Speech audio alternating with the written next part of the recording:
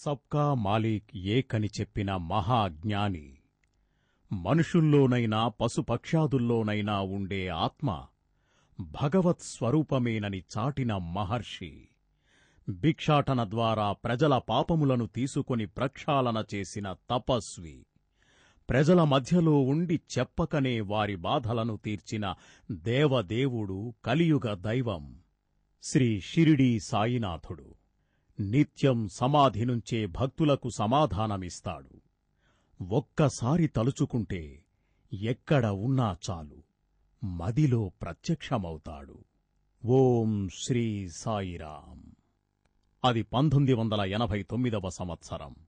కొంతమంది భక్తులు ఒక దిమ్మె మీద బాబా పటం నుంచి నిత్యం పూజలు చేసేవారు. కొంతకాలం తరువాత భక్తులందరికీ ఒక ఆలోచన వచ్చింది. ఆ సమయం ఎంతో శుభకరమైనది. ఎందుకంటే బాబాకు శాశ్వతంగా దేవాలయాన్ని నిర్మించాలనే ఆలోచన కలిగిన సమయమది. అనుకున్నదే తడవుగా ఐడిపిఎల్ కాలనీలో ఉంటున్న ప్రజల సహకారంతో, భక్తులిచ్చిన విరాళాలతో 1996 మే 6వ తేదీన పిఠాపురం వేద బ్రాహ్మణులచే శాస్త్రోక్తంగా శ్రీ సాయినాథుని విగ్రహ ప్రతిష్ఠ జరిగింది.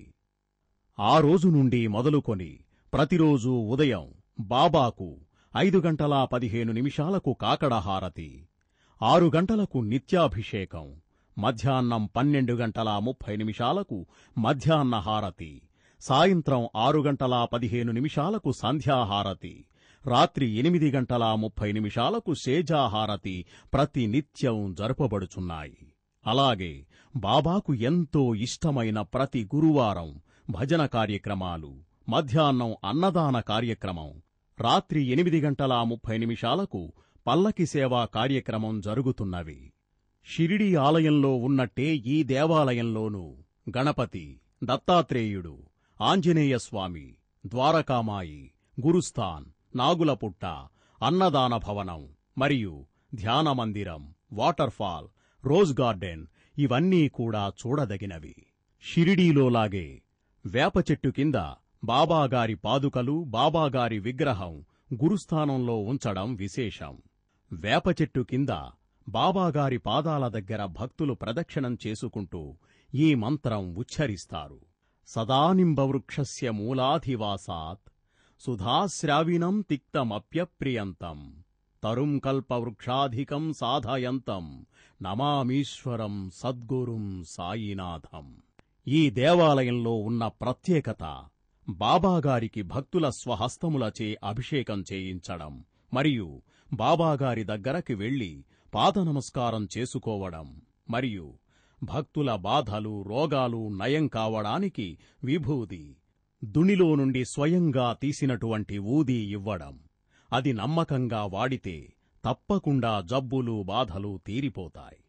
ఇక్కడ బాబాగారికి ఇష్టమైన పర్వదినాలేమిటంటే ఉగాది, శ్రీరామనవమి, మే 6న బాబాగారిని ప్రతిష్ఠించిన రోజు, దసరా, బాబాగారి మహాసమాధి పొందిన రోజు, దత్తాత్రేయ జయంతి.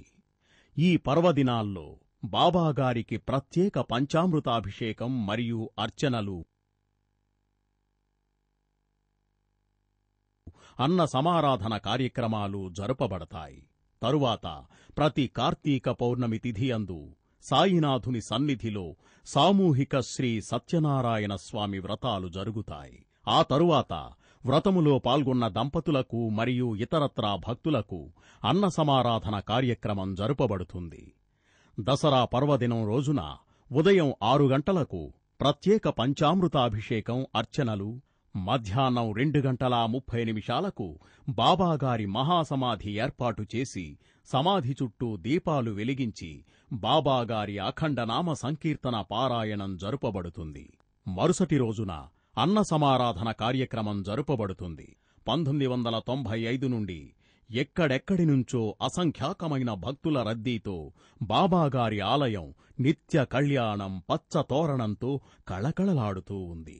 ఈ దేవాలయంలో బాబాగారి విగ్రహాన్ని చూస్తే బాబాగారు స్వయంగా వచ్చి అక్కడ కూర్చున్నారేమో అనే భావన ప్రతి మనిషిలోనూ కలుగుతుంది. భక్తుల కోరికలకు నిలయమైన ఈ ఆలయంలో బాబాగారు వారందరి కోరికలు తీరుస్తున్నారు. ఇలా కోరికలు తీరినందువల్లే భక్తులు దేవాలయం చుట్టూ 108 ప్రదక్షిణలు చేస్తున్నారు. అన్నదాన కార్యక్రమానికి గాని ఇతర కార్యక్రమాలకు గాని భక్తులు ఎంతో మనఃపూర్వకంగా విరాళాలు సమర్పిస్తూ బాబాగారి కృపా కటాక్షానికి పాత్రులవుతున్నారు. ఆయన చల్లని చూపులు అందరినీ సదా రక్షిస్తూ కాపాడుతున్నాయి. ఓం శ్రీ సాయిరాం.